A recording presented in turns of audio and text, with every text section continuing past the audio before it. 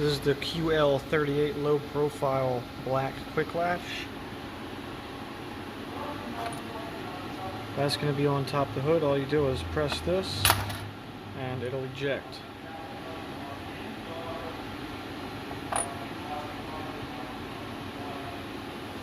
Here's an overview of the parts list and instructions. Feel free to pause if you want to read any of that. Okay, so aside from the hood pins themselves, these are the tools that I'm going to use. You may be able to substitute some of these and do it your own way, but this is what I'm using first and foremost: a drill and a drill bit assortment and a step drill bit assortment. You can use a hole saw if you prefer. Most importantly, you'll need a 3/8 drill bit, and those step bits really come in handy. I'm also using a Dremel to enlarge the holes that I do drill. Dremel attachments, masking tape, and then you will need a 38mm for the nut that holds the hood pins to the hood. It's a very large socket that not many people have, so keep that in mind.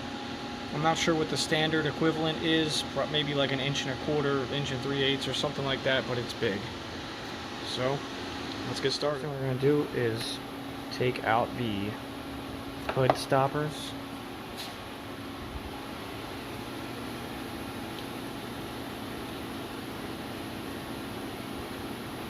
And we're going to want to drill a hole directly through the middle all the way out the bottom.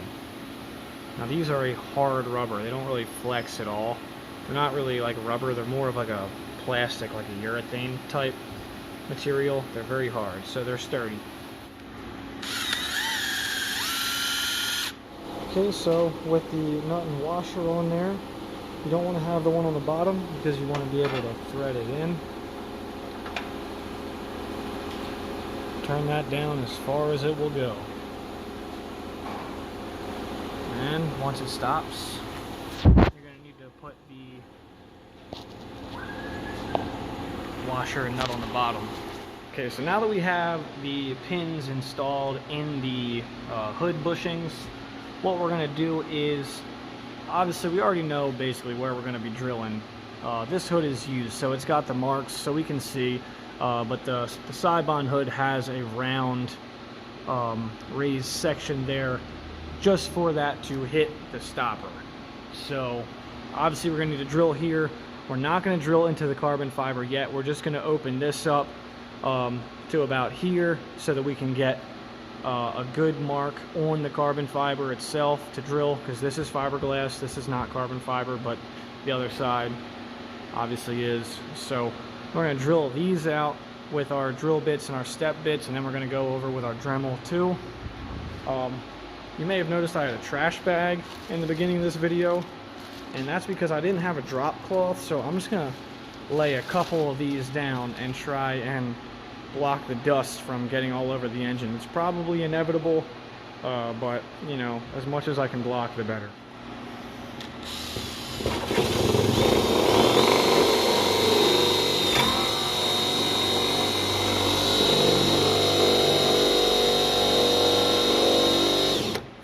This stuff stinks, by the way. Try not to breathe this.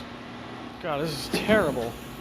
It's just gonna get everywhere. Now's a good time to have a mask handy. This stuff's terrible. Listen.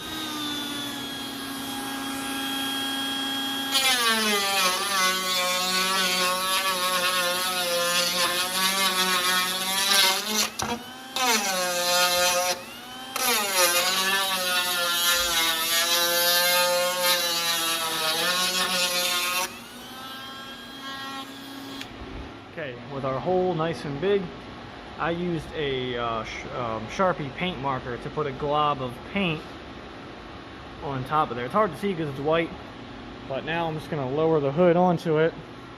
A lot of people use toothpaste. I think it's a great idea. I just didn't have any. And hopefully, oh, there it is, our mark. So we're going to drill right there and then install the hood pins.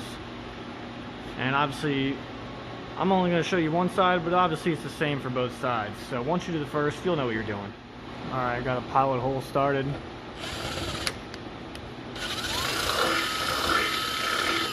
carbon fiber, you could feel it's a lot stronger. It doesn't drill as fast, but the hole is a lot cleaner. So now I got a hole started, I'm going to close the hood once more. And carbon fiber is also a lot less dusty than the fiberglass. I'm going to close the hood and make sure that it's very, very close. And it's actually dead on. You can see it right there, so that's pretty good. Okay, now next I'm going to use my step bit to drill out the carbon. Now I believe these are about 1 1/4 inches or 1 3/8 inches. So I'm going to go to 1 1/4 inches and then test fit it up.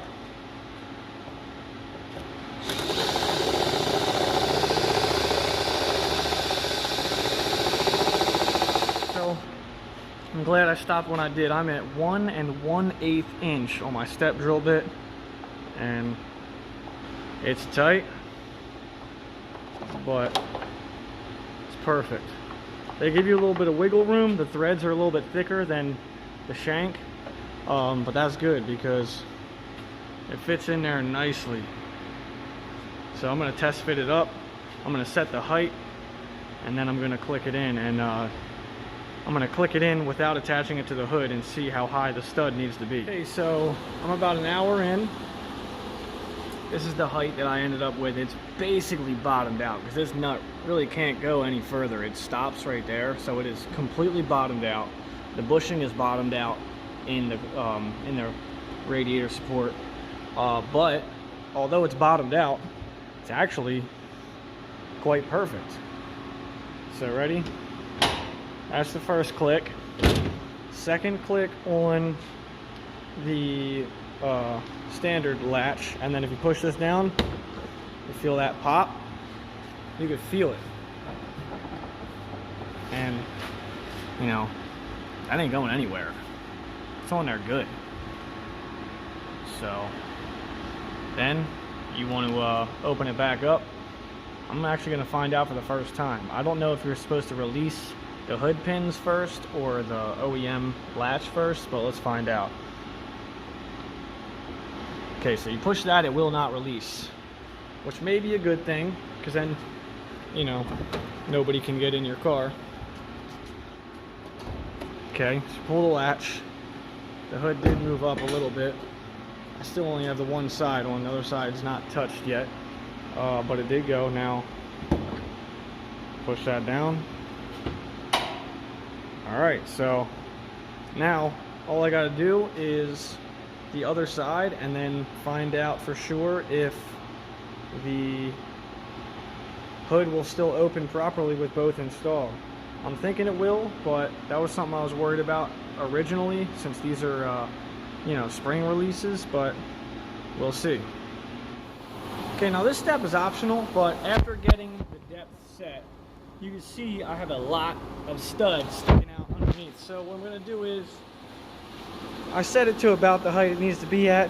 And I'm just going to trim this off with a cutoff wheel, probably about right there, just so I don't have so much. But I'm going to leave the nut on there. That way after I cut it, I can back the nut off, and that will straighten the threads out that get damaged by cutting.